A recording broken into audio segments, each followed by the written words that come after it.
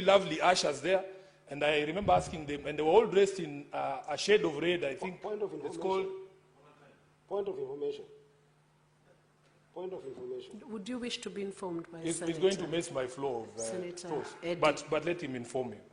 Senator Eddie, do not mess the flow of thought from the Honourable Senator's submission.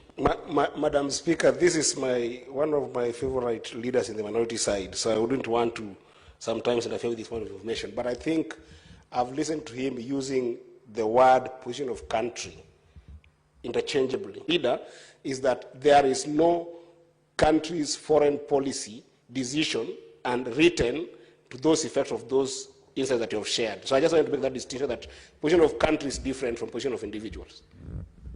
Thank you, Honorable Eddie. I think I meant the position of the state of the Republic of Kenya as enunciated by the head of state, the Honorable Dr. William Samoei Ruto. And Honorable Speaker, when countries deal with you, the position is articulated by the head of state.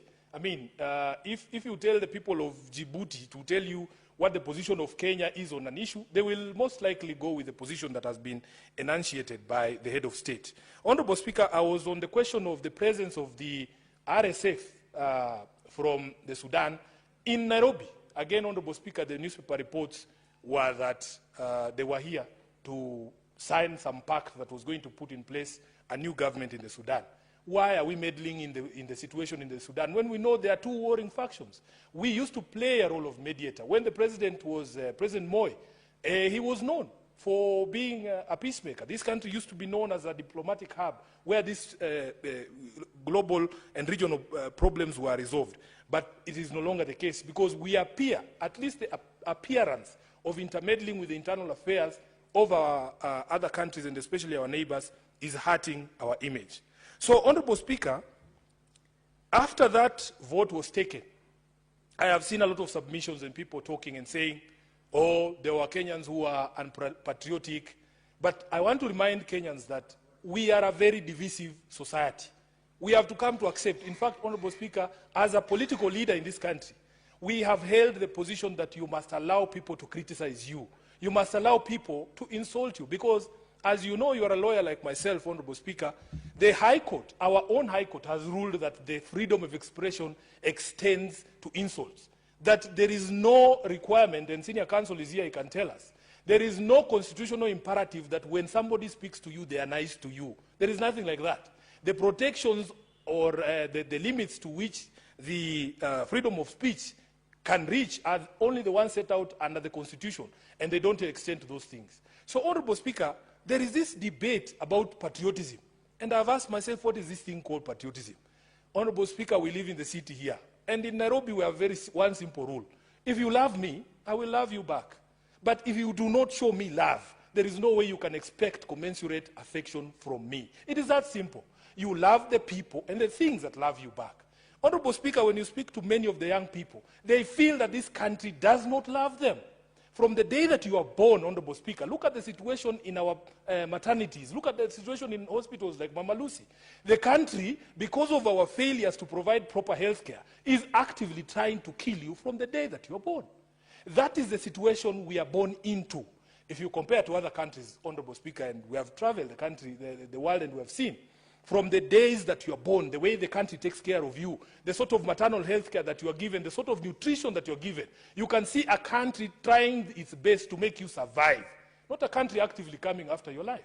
Honorable Speaker, we go to places and we see education is free from primary school to the university. The country is actively trying to mold you into a proper citizen for the benefit of the country. It is very easy to love a country like that. But what is the situation in Nairobi? What is the situation in Kenya? Honorable Speaker, we have not done enough to make people feel like they belong to this country and that this country works for them. You cannot therefore fault people when they express anger against their own country. You cannot fault people. Patriotism, in fact, is defined not as loving your government, but loving your country. And when things are wrong, Honorable Speaker, we have a right to say that they are wrong. The politics of Kenya is very divisive. You know, people here pontificate as if the result had been different, Honorable Speaker, can we honestly all guarantee that there would have been restraint on all of us, that we would not have over-celebrated to the annoyance of those who don't believe in our quest? Nobody can give you that guarantee. People are allowed to celebrate or to cry or to whatever, express themselves as much as they wanted. But I know Raila Odinga. Raila Odinga is the most insulted political leader in Kenya. Every single day you wake up, he's trending on Twitter, he's trending on Facebook, he's a headline in at least 3 newspapers per week. He doesn't appear to be faced by any of those things because he understands you have to have a thick skin as a political leader in this space. If you put yourself out in the public, you can expect people to be insulted. To insult you. Therefore, Honorable Speaker, there are people who want to use this so-called celebration in Nyeri. And when I watched that clip, Honorable Speaker, it was 2 mamambogas at a market in Karatina. And when people speak about it, you can think the entire region of Mount Kenya. And in fact, the most annoying and saddest thing was attempts by leaders, some in very senior positions in parliament, trying to extrapolate and make it look like it is the people of a mountain celebrating Raila's loss. Honorable Speaker, these are the things that bring division in our country. As SG of ODM, I am aware that for the first time in the last election, Raila Odinga got over 1 million votes in the election. You cannot tell me that those million people who are in Mount Kenya can be dumped or lumped into those who do not support the politics of Raila Odinga. These are the things we must do. We must speak in a way that ensures we remain cohesive as a society and we don't marginalize anyone. Honorable Speaker, I want to conclude by speaking to the speculation. There's people who want to put words into Raila's mouth. Honorable Speaker, when Baba, Raila Odinga, wanted to run for the elections in 2022, he called a major rally, and I was present at that rally at Kasarani. He announced it himself that I would want to seek the presidency of the Republic of Kenya.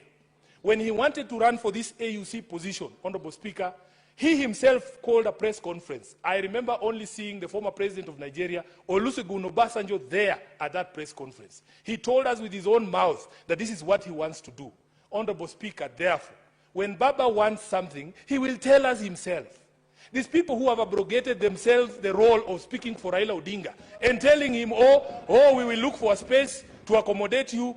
Baba has many, many roles. He's a party leader of ODM. He's a leader of opposition. He's a father. He's a husband. He's a grandfather. He's not idle. Baba is not idle. He has things to do. So please, these people, I have seen even some colleagues from this Senate coming up and proposing ridiculous things like amending a constitution just to look for a position for Raila. What do you mean? In fact, as the father of this constitution, it insults Raila greatly if you can stand up and say you are going to amend a constitution just to look for a seat for him. That is not what he fought for. That is not why he fought for this constitution, Honorable Speaker. And the leader of the country today is the one during the campaigns who told us that for a change, we must stop looking for positions for leaders. Let us start with the Mamamboga. Let us start with the Boda Boda person. Let us start with other people, because all this time we have been talking about leaders. I want to say without fear of contradiction that if Baba wants something, he will tell us himself. All these people running around and saying, oh, we will look for this, we will look for that. How do you know? He's not interested. Has he told you he's interested? And he has a mouth for himself. Do you know, Honorable Speaker, that despite me being the SG of ODM, I do not speak for Raila. He has his spokespersons. He has his spokesperson. I speak for organs of the party for which he is a member. But I cannot speak for Raila Odinga because he has his own mouth. He has his spokespersons. So please, we feel insulted as members of ODM when people run around looking for small seats here and saying, oh, we want to propose him for this, want to propose him for that. It is entirely disrespectful to Raila Odinga for you to run around claiming that you are looking for a position to accommodate him. He is not idle, as I say. Honorable Speaker, I want to conclude by saying we are extremely proud of Raila Amolo Odinga. Some of us chose not to be emotionally invested in this particular campaign because, Honorable Speaker, we have been through painful moments. Some of us, I had been elected for the first time in 2022 as Senator of Nairobi. I never got opportunity to celebrate that win because my party leader had lost the most important position that we were looking to get. Honorable Speaker, we were depressed. When you see us here, we might appear in public like we are rocks. We are not. These things have an effect on us as people. We want to be left alone. We want to be left alone, Honorable Speaker, and we want people to respect our father. We want people to respect Raila Odinga. Because every time you pick him up for your other charades like the ones that people are proposing here, when ultimately it doesn't work, it is the people who believe in him who bear the brunt of the pain. Those people are not there with us. In fact, these people proposing, some of these guys proposing things here, they are inwardly very happy and they want to drag Raila Odinga into another charade that is going nowhere. We want to tell the people of Kenya that it is only you are the ones with the power to determine the future of Baba Raila Amolo Odinga. Nobody has the right to tell anyone in this country to retire or to come out of politics. You are not the one who put him into politics. Allow Baba to make the decision himself. And Honorable Speaker, if you allow me, because my time is over, I want to read a quotation from Martin Luther King. This quotation hangs on the walls of Raila Odinga's office in Upper Hill. Honorable Senator Eddie, please, if you can hand me my phone so that I don't move from here. Because there are people who have been threatening us, Honorable Speaker, that when we say these things, they think, oh, you are going to be kicked out from where? From what position? These positions are not permanent, Honorable Speaker. These positions are here today and tomorrow they are gone. I add the SG. Please, just to read this. Senator, I'm adding him 1 minute to read out that quote. Honorable Speaker, Raila Odinga has a very famous office at Capitol Hill in Nairobi. If you go into that office, there's a quotation from Martin Luther King that hangs on his wall. And it goes like this. You may be 38 years old, as I happen to be. And one day, some great opportunity stands before you and calls you to stand up for some great principle, some great issue, some great cause. And you refuse to do it because you are afraid. You refuse to do it because you want to live longer. You are afraid that you will lose your job, or you are afraid that you will be criticized, or that you will lose your popularity, or you are afraid that somebody will stab you or shoot you or bomb your house. So you refuse to take the stand. Well, you may go on and live until you're 90, but you are just as dead at 38 as you would be at 90. And the cessation of breathing in your life is but the belated announcement of an earlier death of the spirit. Honorable Speaker, those people who have been wagging this AU thing on our faces and gagging us, that thing has now been taken. We are unshackled. We are going to speak. I thank you. Thank you. Thank you. Honorable Senator, thank you. You are fiery this afternoon. It's the SG of the ODM. Senator Professor Tom Othiambo Ojienda.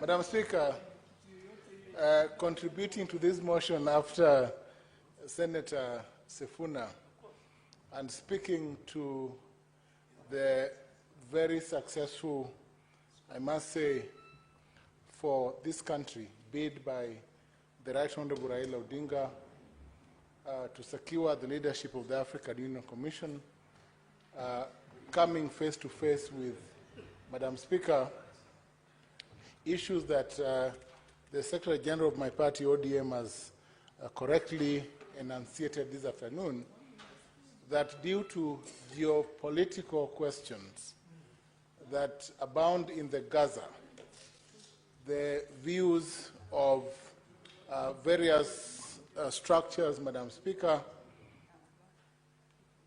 the conflict between Israel, of course, and Palestine, and all those questions, Madam Speaker, but also the geopolitical questions that in some way found their place, Madam Speaker, onto the table, onto the voting table, touching, Madam Speaker, on the conflict in the DRC that has been properly dealt with by the Secretary General Sifuna, Madam Speaker, led to several implications, Madam Speaker.